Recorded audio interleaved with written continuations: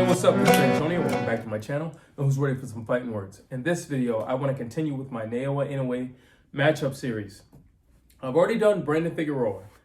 Also, Shushu, Bruce Carrington. In this video, I'm doing Luis Nery. Heavy-handed guy, a lot of knockouts. He'd be, in my personal opinion, the most fun thus far. Really quick, if you like the videos, please take the time, subscribe to the channel. Things are getting hot. A lot of things are happening in the world in the sports of boxing, and I want to be the one to deliver this information to you. So without any further ado, let's jump into this. Luis Nery. Let's see. He's a heavy-handed guy. He's got a lot of knockouts. He's very action-packed. If you want action, he's the guy to go to. If you want somebody who's going to just be fan-pleasing, he's the guy to go to. He's never going to quit. He's never going to slow down. He's going to be stepping on the gas the whole entire fight. At no point in time is he ever going to slow down. Let's see. He's a well-conditioned fighter. And I've been saying for a long time, if you're going to match up against Naoya Inoue, you have to be well-conditioned. And Luis Nery is very well-conditioned. He's a warrior, high punch output. And how does he match up with Naoya Inoue? Well, let's see. When it comes to power, I would actually say they're kind of looking like it's going to be a tie right there. So there you have it. However, I'm going to lean a little bit more towards Naoya Inoue, and I'll tell you why. Because he's beaten a lot of undefeated guys, a lot of top undefeated guys. So I know you can say, well, there's undefeated guys in his record. Yeah, but he doesn't have Stephen Fulton on his record, does he? Therefore, I got to go with Naoya Inoue because he did something that a lot of other guys couldn't do. A lot of heavy-handed guys who caught Stephen Fulton couldn't do, couldn't get him out of there. They dropped him, couldn't get him out of there. Or, well, I don't really know if they dropped him, but nonetheless, Naoya Inoue is the guy who dropped him. Naoya Inoue is the guy who got him out of there.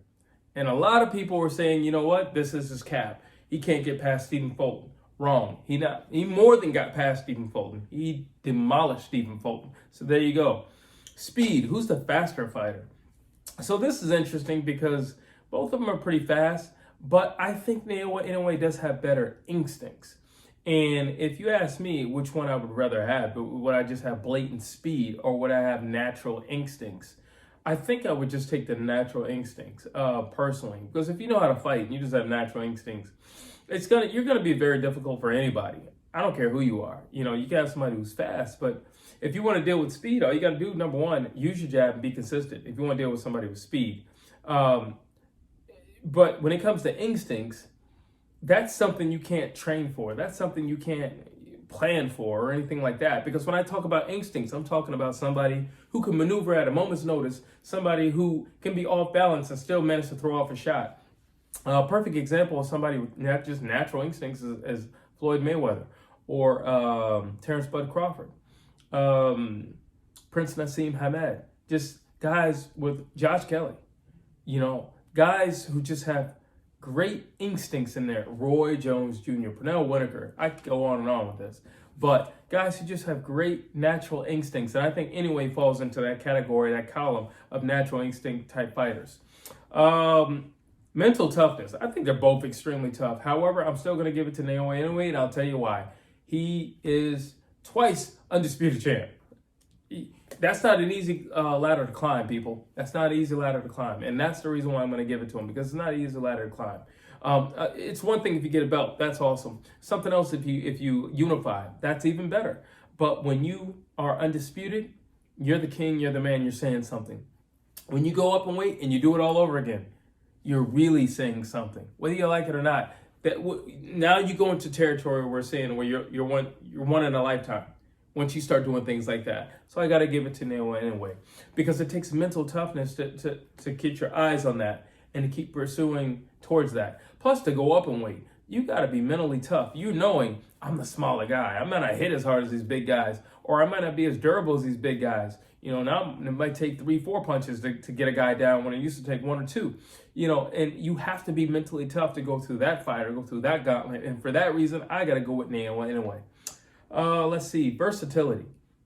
So I think both are versatile, but I'm going to give it to Naoya Inoue because the latter rounds. In the latter rounds, Naoya Inoue is still thinking. He's still He's still sharp. He's still on point. You look at Luis Nery, he's not. He's got these wide looping punches when you get into the championship rounds, and he's not crisp anymore. He's not crisp anymore. And if you're not going to be crisp anymore, well, there goes your versatility. You know, like, I'm sorry. There goes your versatility. You're not really thinking anymore. He's just on autopilot, and he's just punching at that point. While you look at Naoya Inoue, he's still thinking. All right, there's still a game plan. There's still a strategy. There's still, something computing in the brain. He's not just throwing punches. He's setting up combinations and not just punching. There's a difference. Look at Luis Nery in the championship rounds, and you look at Naoya Inoue in the championship rounds, and you'll see a huge difference. One guy is on autopilot. One guy is thinking. Even in the latter rounds, there's a difference. And you can look at the way they're punching to clearly see that there's a difference in the way they're thinking. So I got to give it to Naoya Inoue. Defense. Okay, Luis Nery, it does have pretty good defense. However, until you get to the latter rounds, this is going to be an ongoing theme, by the way. Until he gets to the latter rounds, see, this is the problem when you punch the way he punches. Naoya Inoue punches a lot, but Naoya Inoue doesn't throw 30 punches in every sequence. There's a difference, all right? But Luis Nery does do that. And because he does that, he gets tired. And by the time we get to like the 9th, 10th round, or 8th, 9th, 10th round, now he's just on slugger mode.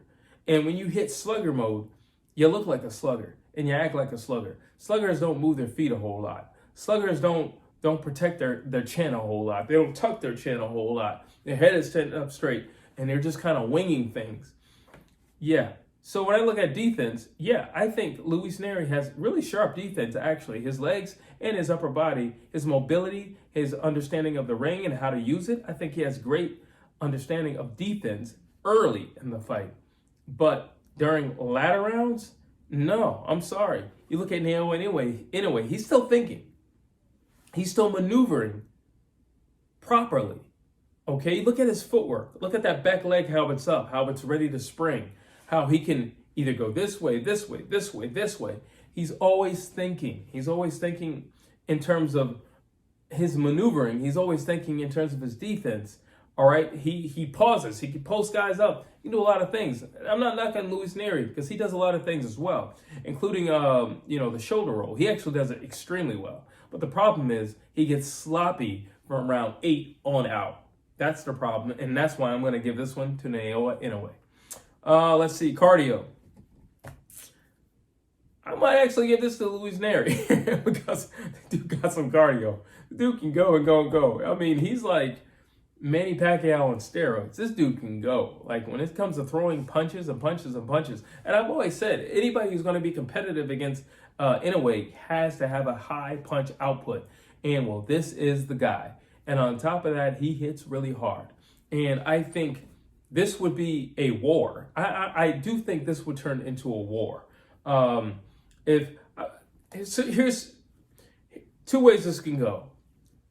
Inoue can fight up close, and it turns into a war. And then it's all about attrition and durability. In which case, I honestly think they're kind of even. But he can fight Nery the way he fought Tapales. Tapales is heavy-handed, but he stayed on the outside, broken down from the outside. And when he had opportunities, he took it. He was aware of what was going on. He was totally in the flow. So I would still give it to, I'm going to give it to Nery because it's only right. He does have more, better cardio. But technically, it's all about game plan when you look at it. But I'm going to give it to Nery, just to be fair. I'm going to give it to Nery. So let's see. Footwork, Inoue. I think Nery has great footwork. But the problem is, I told you this is going to be an ongoing theme. Once he hits round 8, it's a different guy in there. It's a different guy. He's a slugger. He's just a Neanderthal in there. Like, he's a Viking. Once he goes from being a samurai who's controlled, calm, and precise to a Viking who's just swinging this long sword. That's the problem. He's just swinging an axe at the end of the fight versus, the precision of the blade in the beginning of the fight. And I have to go with Naoya Inoue, because I think he's sharp and he's crisp throughout the fight. That's why. Jab. They both have sharp jabs. That's going to be a tie. Honestly, they both have a sharp jab. I can't say anything bad about neither one of them jab. And they're both consistent, so I got to give them credit for that. Creativity. I think this would have been a tie if it weren't for later rounds. Like, I'm sorry. This dude in the later rounds turns into a completely different person. And because of that, I got to go with Naoya Inoue. I think both guys are creative, and I think both guys figure out the pieces to the puzzle during the fight and as the fight goes on. And you got to love that about the guys, that they're operating, that they're thinking, because whatever you did in training camp may not work for the actual fight itself and the actual competitor or combator. But I'm telling you, when the rounds go on and on and on, he turns into a different guy. Nery is a different guy. And the problem with that is, I would much rather you start off warm and get hot than you start off hot and go cold. Because once you go cold, Inoue is still thinking. Inoue is not going to throw half as many punches as you are, but he's going to throw very effective punches throughout the duration of the fight. So yeah, when it comes to creativity, I got to go with Naoya Inoue.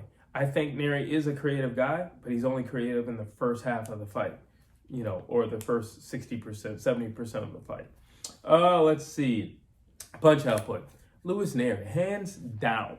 I don't care if it's in round 1. I don't care if it's in round 12. That dude is going to throw 50 billion punches. Non-stop.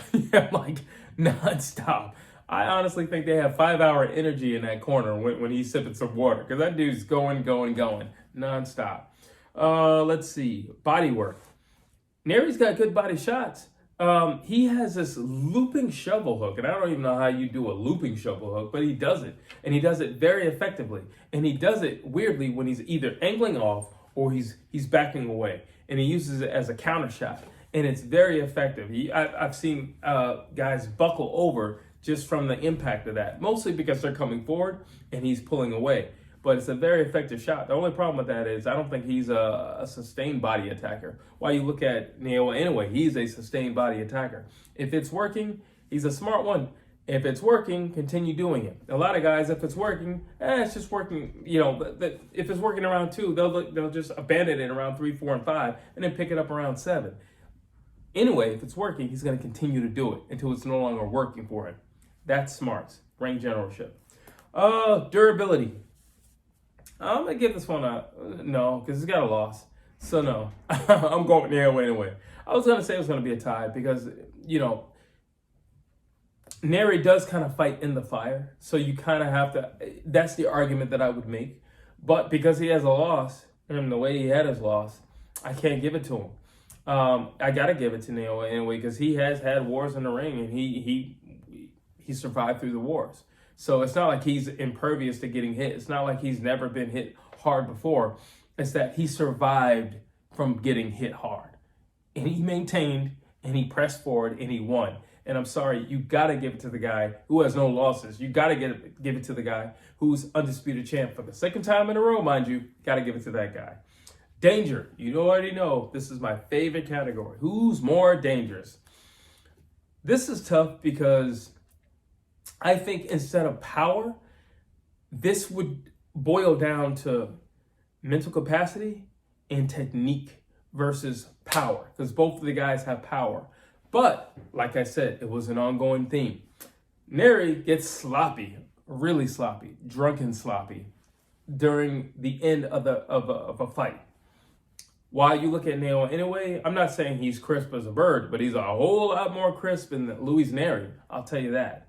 And it will come down to being sharp in the mind, and it would come down to being crisp in technique. And I think because of that, Naoya Inoue is more dangerous than Luis Nery. And for that reason, I gotta say Naoya Inoue can not only beat, but defeat Luis Nery in a fight.